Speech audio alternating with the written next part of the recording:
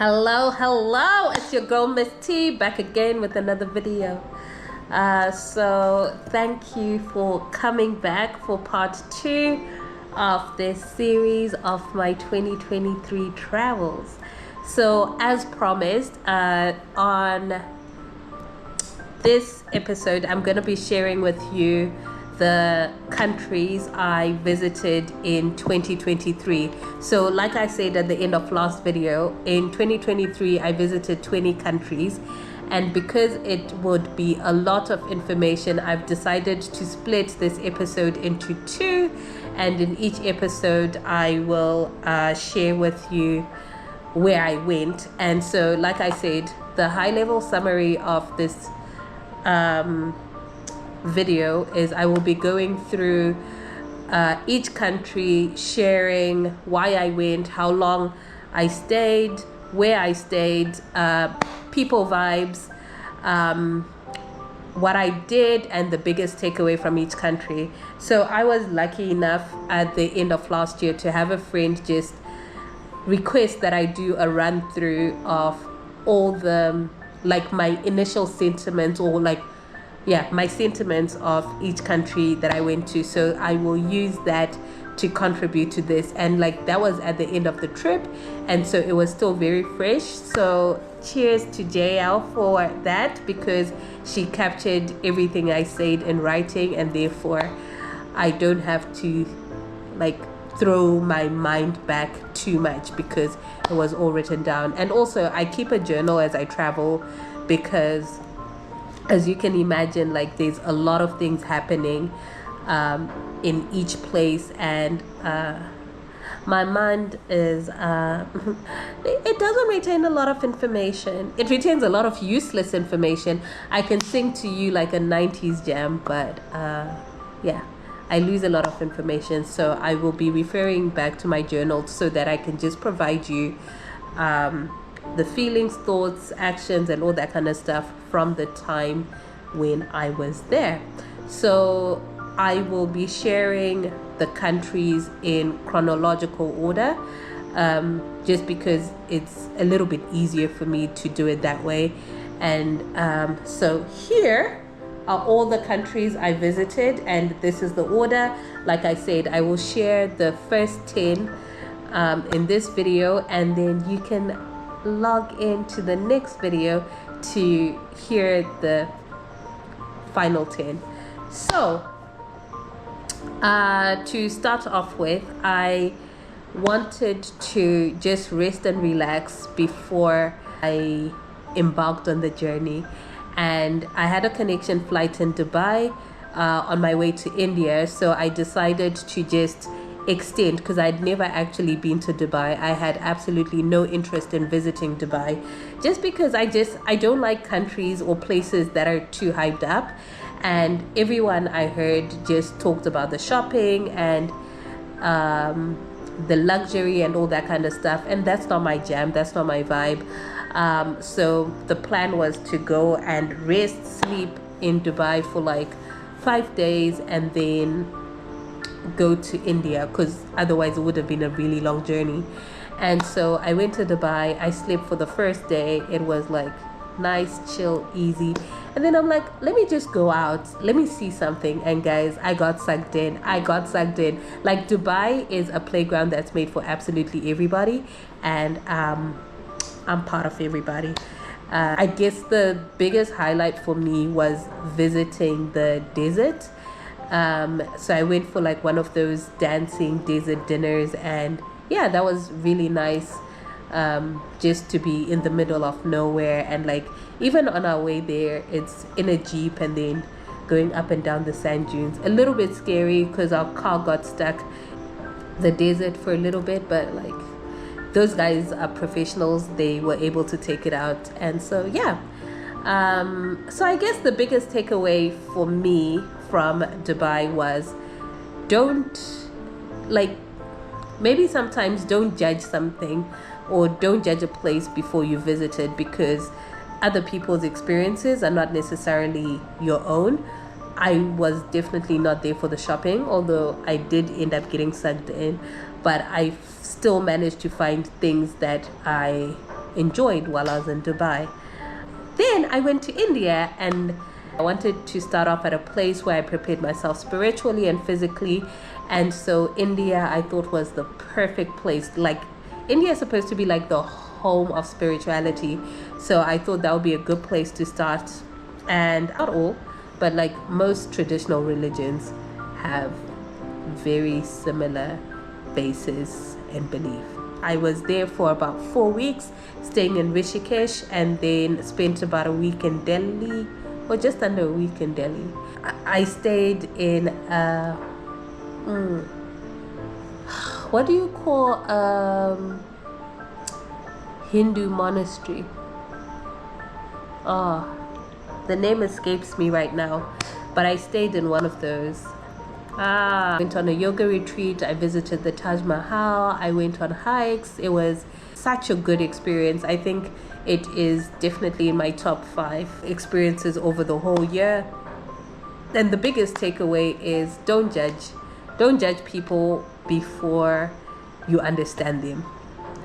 Not saying that judge them after you understand them, but like, I think sometimes when you get to understand people and where they're coming from, it takes a lot of the judgment out, because you get an understanding of why they are the way they are. My next stop was Indonesia, where I went and stayed for about 4 weeks. Initially, I was planning my cousin's 40th birthday, which was brilliant. I was hosting about 16 ladies from all over the world who were coming to Bali, most of them for the first time.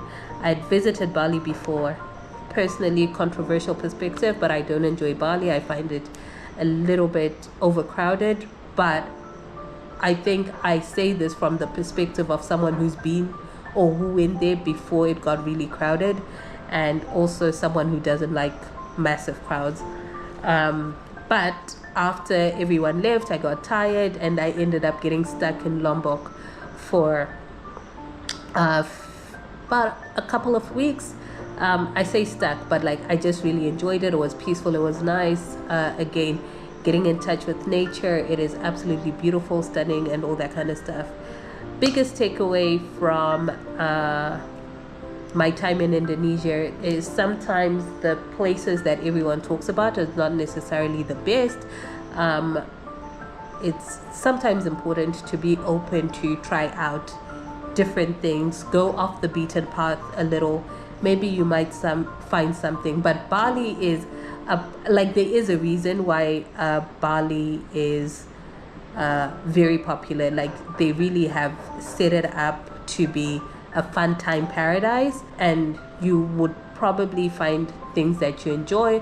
It's just, I'm not in that space anymore, but I highly recommend visiting Indonesia, and like, even just exploring the different islands, good culture, all that kind of vibe. And then while in India, I made friends with a guy from Singapore, and he was hyping up his country so much. And I'm like, you know what, I'll come visit you during my travels. And Singapore is one of those places that in my mind I never thought I'd visit, because I'd heard how expensive it was, and they were right. Singapore is expensive. Like, I stayed in a hostel, and it was $50 a night. And because I'm into vibes and experiences, I'm like, if I'm gonna stay in a hostel, it's gotta be a nice hostel.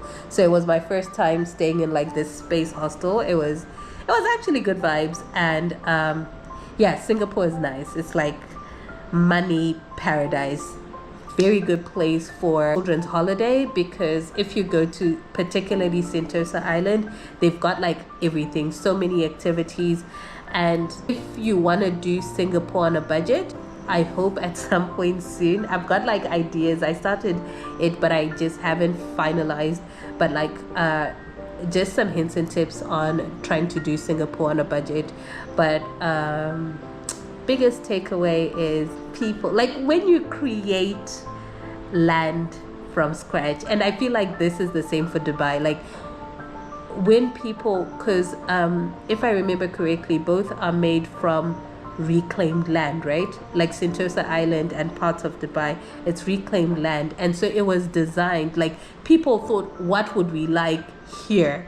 And they thought of everything. Like Sentosa Island has got everything. You've got your beach, you've got forest, you've got like your skylines, you've got like good shopping, you've got, what is it, the botanical gardens, you've got like, yeah, there's just so much. The marina. Singapore is really, really nice. I thoroughly enjoyed my time there, and because I knew someone who lived there, we did a few like local type things, eating at hawkers markets, and also indoor rock climbing, which was pretty fun. And I found also the history and culture of Singapore very interesting. You've got a lot of people who originated from India, Malaysia, China, and they came together to create this nation. And yeah, I would highly recommend a visit to Singapore if you're interested in culture. And also, again, because people are coming from different places, the food, eat at hawkers markets, because again, it's the best of the best. But yeah, then after that, I had to go back to Vietnam, guys. Vietnam is one of the places that if I was given an option of a place to, like if I could live it anywhere in the world, Vietnam is still definitely in my top 5. I visited before, and this time I just wanted to base myself. Well, initially I wanted to go to Sapa, which is like the forest area in the north of the country, where they grow rice. It's like volcanic, and it's just nature, mountainous and that kind of vibe. And then I also wanted to go to the middle near Hoi An. I ended up staying in Da Nang for like the whole 2 weeks I was there, and then just took some trips up and down. People are really friendly, food is really good, things are cheap and cheerful. It was really lovely. I guess the biggest highlight for me was I did the Hang Jai Drive. So I will link the video for that somewhere here. And it was really lovely to pillion on a motorbike ride across the country, visiting nature, waterfalls, and learning a little bit more about the culture of the country. And Hue, which is like one of the ancient cities of Vietnam as well. There's a movie on Netflix about Hoi An. Hoi An has got brilliant food, brilliant culture. They've also got like an old town which you can visit, very colorful. I will try and remember to put the name of the movie over here, just so that you can check it out on Netflix. It's a romance movie. I will caveat by saying that, just in case some guys are like, why would you make us watch this? But it just gives you a little bit of a taster of Vietnam. Absolutely brilliant. Biggest takeaway is, I don't know, I don't have a big takeaway for Vietnam. It's just good vibes. Yeah, biggest takeaway is like good vibes. But also it was hot. The only Southeast Asian country I hadn't visited in that strip was Laos. Sorry, I stayed in Vietnam for 2 weeks, and then I went to Laos for 10 days. Laos is described as what Thailand looked like before all the development and all the tourism. So I'm like, I'm really curious, because I'm a nature girly, and therefore I really like going to like untouched places. Unfortunately for me, I decided to go around March, April time, and around this time it is burning season. I'm asthmatic, and therefore, and also visibility is pretty low. So that combination meant I couldn't do much hiking. The air was foggy, like it was stinging my eyes. So if you ever go anywhere in Southeast Asia, try check burning season. It's usually around March, April time, and avoid that time. Like, you could still enjoy it, but like it's limited. I stayed, like, I did a tour around different cities in Laos, and it was really, really lovely, interesting history, interesting culture, and they are not that big on tourism, so they kind of leave you to just do what you want. It was so cheap and cheerful, and I love that for myself. Food was good, very similar to like Thai food, in my opinion. And I did a lot of like water sport, visiting lots of waterfalls. Um, they have a lot of elephants as well, so I was like in my space, museums, and that kind of stuff. So yeah, biggest takeaway from Laos is, don't, like, if you're into nature, definitely don't miss out on um, places that not so many people go to. Laos is not the place you go to for like, oh, luxury. It is literally, you're just going back into nature. Most of the touristy places to stay and live, they're really like pulled back. You get the basics, but like when you go to the lakes, when you go to the cenotes, when you go to the waterfalls, the hills, the viewpoints, it's absolutely spectacular. And if you can also ride a motorcycle, like, even better, because you can then explore a lot more. At this point, I think I had done too much.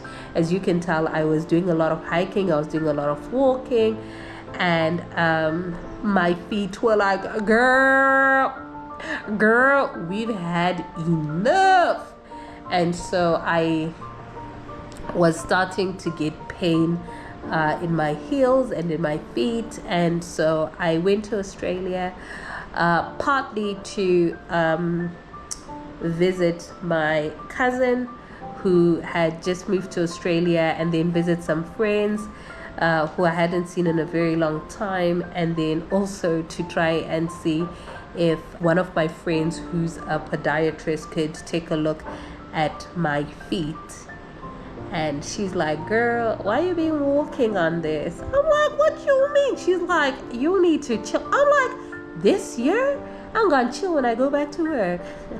I can't afford to chill anyway. So she put me on like some treatment to kind of fast track the process, asked me to slow down significantly. I ended up staying in Australia for just over a month.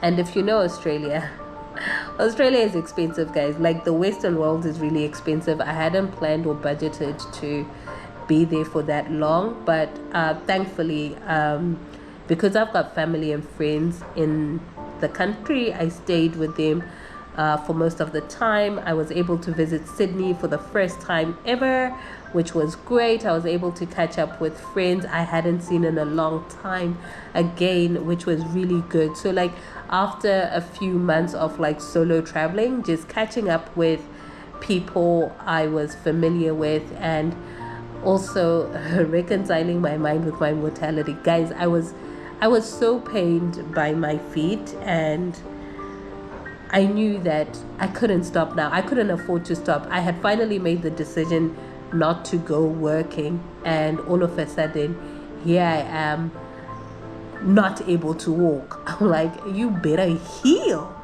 And thankfully they did. So I was there for just over a month. Biggest takeaway is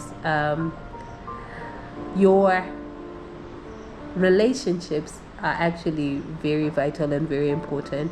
I will come back to that one, because I feel like within this trip I've had various iterations of being assisted, because as you can imagine, being alone and being ill is not necessarily always the greatest feeling, and therefore just having the support of my friends and family during that time was amazing. And then I went back to my home, away from home. I went to New Zealand. Actually, it's so funny, because as I've been traveling, like, people always ask, oh, where are you from? And I never know how to answer that question, because I'm Zimbabwean. Home is Zimbabwe. Home is also the UK, because like, I've been in the UK for a while. But then home is New Zealand. Like that is actually where my last address, where people could send me post and all that kind of stuff was. So like I'm always like, oh, what do you mean? So no, it was really great to go back to New Zealand after such a long time, catching up with friends I hadn't seen, and just going to the beach, hanging out in like all my old haunts. Yeah, that was really cool. So I stayed there for just about a week and a half. It wasn't too long. I guess the biggest takeaway from like my time back in New Zealand is like home is really where the heart is. Yeah, so even now, like when 2024, and when people ask where is home or where you from, yeah, I'm from Zimbabwe.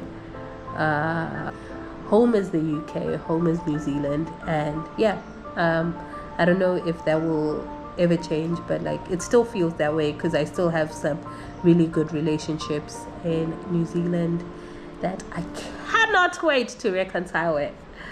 And then after New Zealand, I went back to the UK because I had to be in the UK for the summer. Well, I had to be in Europe for the summer, and so went back to the UK. I was staying with my sister, and what did I do? I think I mainly just chilled, caught up with work, caught up with family. Biggest takeaway is it's nice to be like after long-term travel. Like I think this was a reminder that 6 months for me is like ideal, because as this was almost country 10, and so I'd been on the go for like 6 months and just been travel planning, all that kind of stuff. And so like when I got to the UK, I literally didn't have to do anything. I didn't have to plan anything, and that felt really, really good. So yeah, my girlfriend was having an exhibition at the Biennale in Venice, and I had to be there. So like it was bit of a girls trip to support my girlfriend, and it was absolutely brilliant. Like this was the second time I'd actually been to Venice. The first time I went was not particularly, it was all right, but like yeah, I had a few issues with my first trip to Venice, and so it was really good to be back in the summer, really enjoying it. Different company, different vibes. Venice is like, it's so magical. I ended up staying there for about 5 or 6 days, and it's so magical, it's so beautiful. Italy, music, canals. I'm like massive, apart from a nature girly, I'm specifically a water girly. So like all the canals, all the colorful costumes, like just getting lost in the city was really, really cool. And so yeah, that covers the end of part 1 of 23 travels. So please, yeah, let me know if you have any specific questions. Like I said, feel free to send through any questions that you might have of my travels, and I will attempt to answer them before the end of the series. And don't forget to stay tuned to see the second part of my 2023 travels, where I give you a high-level view of my takings and where I went in 2023. So stay tuned. Speak soon.